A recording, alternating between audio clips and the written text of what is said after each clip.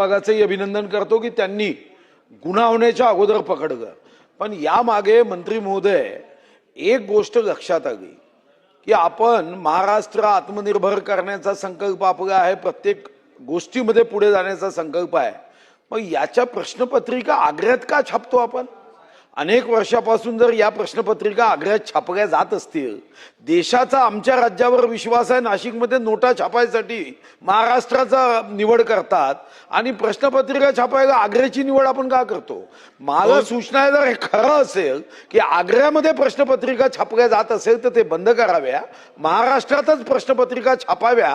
कारण या गुन्ह्यातून एक गोष्ट लक्षात आली, कोणीही महाराष्ट्रीयन माणूस पेपर फोडण्यामध्ये महाराष्ट्रीयन माणूस नाही आहे, हे तिकडचे आहे सर्व।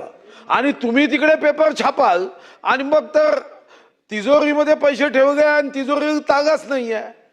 म्हणून माझी आपल्याला विनंती आहे की प्रश्नपत्रिका जर आग्र्याला छापतात ही माहिती खरी असेल तर यापुढे आपण निर्णय करावा की आता प्रश्नपत्रिका या महाराष्ट्रातच छापल्या जाईल, कोणत्याही इतर राज्यात छापल्या जाणार नाही। एवढी जर आपण घोषणा केली तर निवेदन परिपूर्ण होईल।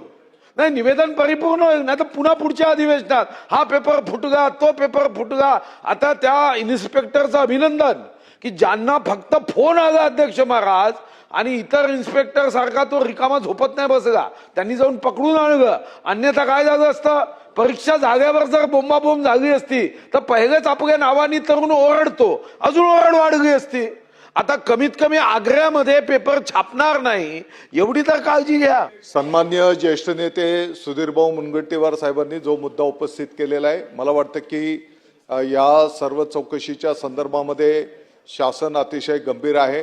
SIT चौकशी नेमण्यात आलेली आहे आणि निवेदनामध्येच हे पण या ठिकाणी विशद करण्यात आलेले की येणाऱ्या काळामध्ये TET सह इतरही काही परीक्षा इतरही डिपार्टमेंटच्या या संपूर्ण पारदर्शक पद्धतीने होण्याच्या दृष्टिकोनातनं ऑनलाईन सिस्टम